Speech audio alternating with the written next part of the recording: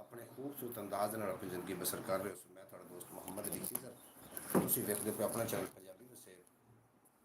ਇੱਕ ਨਵਾਂ ਵੀਲੌਗ ਤੇ ਨਵੀਂ ਬਰੋਡ ਲੈ ਕੇ ਮੈਂ ਤੁਹਾਡੀ ਖਿਦਮਤ ਵਿੱਚ ਹਾਜ਼ਰ ਹਾਂ। ਅੱਲਾਹ ਦੇ ਬਾਬਰਕਤ ਨਾਮ ਤੋਂ ਆਗਾਜ਼ ਕਰੀਏ, ਜਿਹਦੇ ਕਬਜ਼ਾ ਕੁਦਰਤ ਤੁਹਾਡੀ ਤੇ ਮੇਰੀ ਜਾਨ ਹੈ। ਜਿਹੜਾ ਪੱਥਰ 'ਚ ਪਏ ਉਹ ਕੀੜੇ ਨੂੰ ਰਿਜ਼ਕ ਦਿੰਦਾ, ਜਿਹੜਾ ਕਦੀ ਵੀ ਕਿਸੇ ਨੂੰ ਭੁੱਖਾ ਨਹੀਂ ਸੌਣ ਦਿੰਦਾ, 70 ਮਾਵਾਂ ਜਿਤਨਾ ਪਿਆਰ ਕਰਦਾ, ਹਮੇਸ਼ਾ ਇਨਸਾਨ ਦਾ ਭਲਾ ਚਾਹੁੰਦਾ ਤੇ ਹਮੇਸ਼ਾ ਇਨਸਾਨ ਦੇ ਨਾਲ ਰਹਿੰਦਾ।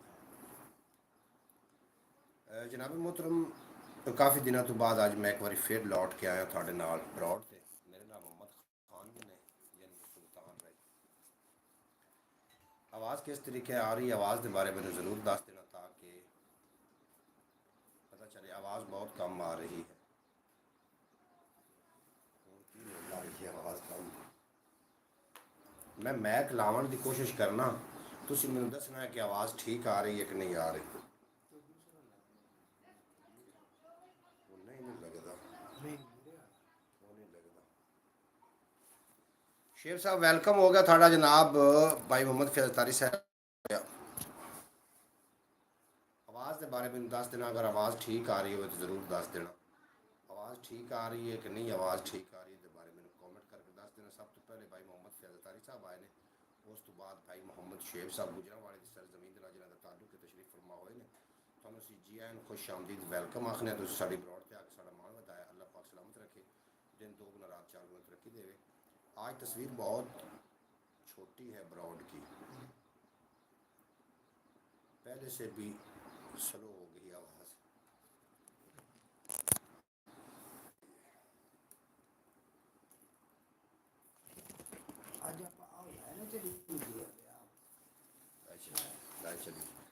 ਹੁਣ ਉਮੀਦ ਹੈ ਕਿ ਬਿਲਕੁਲ ਆ ਗਈ। ਅਸੀਂ ਤਸਵੀਰ ਛੋਟੀ, ਮੈਂ ਨਾ ਸਕਲੈਨ ਨੂੰ ਕੀਤਾ ਸੀ, ਸੱਦਿਆ ਸੀ ਸਕਲੈਨ ਬਾਈ ਨੂੰ ਵੀ ਉਹ ਮੇਰੇ ਨਾਲ ਆਵੇਗਾ ਤੇ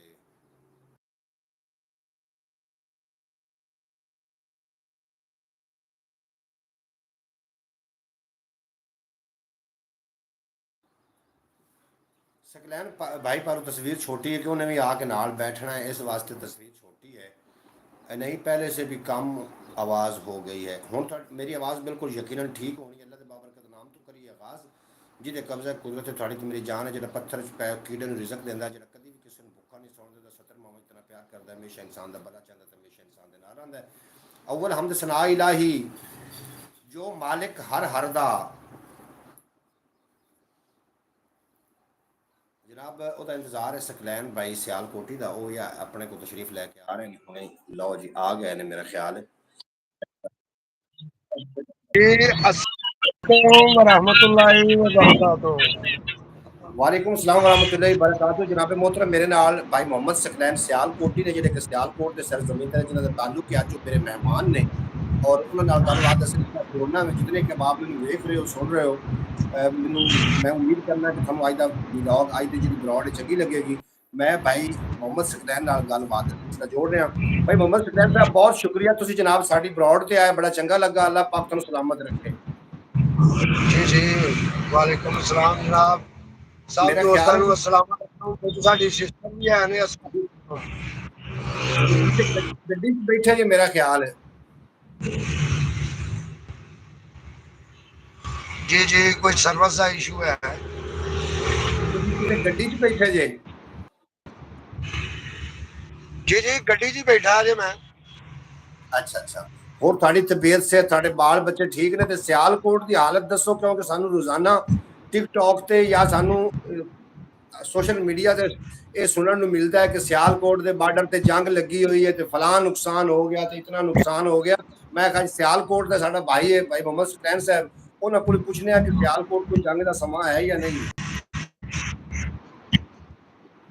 जी कोई जनाब इस तरह का इशू नहीं, कोई भी सिर्फ एक दिन होया है कि दो तीन डंगर जिहड़े ने वो नुकसान होए ने, ते दो चार जी जिहड़े ने वो फट्टर होए ने। बाकी कोई इस तरह का इशू नहीं, सब लोगों के हौसले जिहड़े ने वो बुलंद ने, ते कोई इस तरह का मामलात नहीं। मैं सियालकोट बार्डर तो तकरीबन 20 किलोमीटर दूरी ते मैं रहना वा, जम्मू रोड ते। अच्छा अच्छा, बाकी उत्थे कोई अफवाहां इन्हें लोग बाकी अफवाहां इन्हें लोगों दी कि इस तरह हो गया इस तरह हो गया, लेकिन साडे हौसले बुलंद ने ते अलहमदुल्ला अमनो ईमान है सियालकोट। ਅੱਛਾ, ਮਤਲਬ ਉੱਥੇ ਕੋਈ ਧਮਾਕਾ ਨਹੀਂ, ਕੋਈ ਗੋਲੀ ਨਹੀਂ, ਕੋਈ ਸ਼ੋਰ ਸ਼ਰਾਬਾ ਨਹੀਂ। ਜੀ ਜੀ ਨਹੀਂ, ਬਿਲਕੁਲ ਕੋਈ ਇਸ ਤਰ੍ਹਾਂ ਦਾ ਇਸ਼ੂ ਹੈ ਹੀ ਨਹੀਂ। ਸਿਆਲਕੋਟ ਬਾਰਡਰ ਤੇ ਵੀ ਅਸੀਂ ਜਾਂਦੇ ਰਹਿੰਦੇ ਆ, ਕੋਈ ਇਸ ਤਰ੍ਹਾਂ ਦਾ ਮਾਮਲਾ ਨਹੀਂ। ਇਹ ਜਿਹੜੇ 2-3 ਦਿਨ ਹੋਏ ਸਨ, ਉਹਨਾਂ ਦਿਨਾਂ ਦੇ ਵਿੱਚ ਕੋਈ 1-2 ਜਗ੍ਹਾ ਤੇ ਹੋਇਆ ਵੇ, ਬਾਕੀ ਕੁਛ ਨਹੀਂ। ਅੱਛਾ ਅੱਛਾ ਅੱਛਾ। ਜੀ ਜੀ ਤੇ ਤੁਹਾਡਾ ਕਾਰੋਬਾਰ, ਬਾਲ ਬੱਚੇ ਠੀਕ ਨੇ ਜੀ? ਜੀ ਅਲਹਮਦੁਲਿਲਾ ਜਨਾਬ, ਅੱਲਾਹ ਪਾਕ ਦਾ ਸ਼ੁਕਰ ਹੈ, ਤੁਹਾਡੀਆਂ ਦੁਆਵਾਂ ਨੇ। तो फिर मेरे फ्रॉड तो नहीं आज तक बढ़िया नाज़रीन जितने के बाद सारे नाल ਤੁਸੀਂ ਮੌਜੂਦ ਹੋ। ਅੱਲਾਹ ਪਾਕ ਤੁਹਾਨੂੰ ਸਲਾਮਤ ਰੱਖੇ। ਭਾਈ ਮੁਹੰਮਦ ਫੈਜ਼ ਤਾਰੀ ਸਾਹਿਬ ਨੇ, ਸ਼ੁएब अहमद ਸਾਹਿਬ ਨੇ, ਅੱਲਾਹ ਪਾਕ ਤੁਹਾਨੂੰ ਹਮੇਸ਼ਾ ਸਲਾਮਤ ਰੱਖੇ ਸਾਡੇ ਨਾਲ।